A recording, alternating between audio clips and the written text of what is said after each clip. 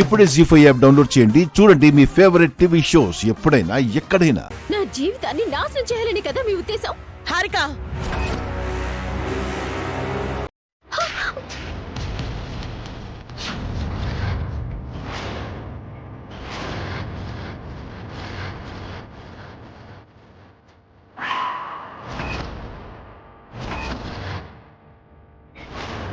నీ నోటికి హద్దు అదుపు లేదా? ఎంతొస్తే అంత మాట్లాడుతున్నావు? కడుపుతో ఉన్న హారికను కొడతావా వదినా? ఇదే నేను పెద్దరికం. వీల్ చైర్ని నెట్టడానికి అఖిల్ సాయం అడిగితే తనేముంది? భారీగా సేవలు చేయాల్సింది పోయి నోటికొచ్చినట్టు వాగింది. అఖిల్ని బాధ పెట్టింది. అందుకని నందిని తీసుకొస్తారా అత్తయ్య? అందుకు మాత్రమే కాదు, అఖిల్కి ఎవరో ఒకరు తోడుగా ఉండి సేవలు చేయాలి. అప్పుడే తను త్వరగా కోలుకుంటాడు.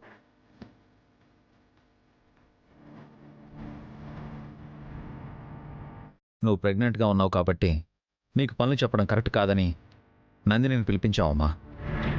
ఇది నీ మంచి కోసమే హారిక. నా భర్తకు మరో ఆడది సేవలు చేయటం నాకు మంచిలా అవుతుంది బావగారు.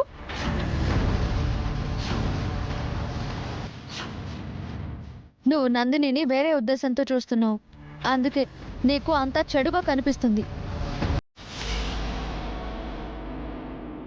అఖిల్ని చూసుకోవడానికి మనందరం లేవటే మళ్ళీ నందిని పిలిపించారు.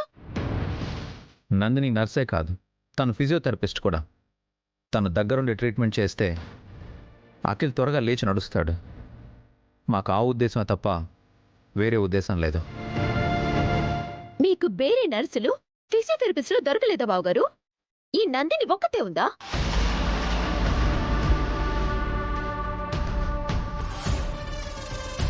నందినితో నీకేంటి సమస్య? ఎందుకంత ఓవర్గా రియాక్ట్ అవుతున్నావు? తన భర్త పక్కన పరాయి ఆడపిల్లుంటే ఏ ఆడపిల్లకైనా బాధగానే ఉంటుందదినా. అది చూసే కళ్ళని బట్టి ఉంటుందదినా. మన దృష్టి మంచిగా ఉంటే అంత మంచిగానే ఉంటుంది. తనని పిలిచే ముందు నాతో ఒక్క మాటైనా చెప్పాలి కదా అత్తయ్య? ఏం చెప్పాలి నీకు? నువ్వు ఎలాగో అఖిల్ని పట్టించుకోవు. వాడంటే నీకు చిరాకు, కోపం. నందిని వస్తున్నట్టు రాత్రే అభివసు నాకు చెప్పారు. ఆయన నా భర్త అత్తయ్య. అంతకు ముందు నా కొడుకు కూడా.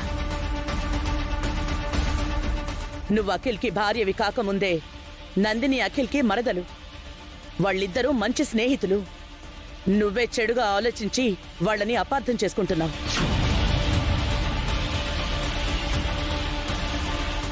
చూడు హారిక, నందిని వల్ల నీకు ఏ సమస్య రాదు.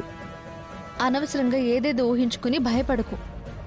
హారిక, ఇక నుంచి అఖిల్ బాధ్యత నందిని చూసుకుంటుంది. నువ్వు అవునన్నా కాదన్నా నందిని ఇక్కడే ఉంటుంది.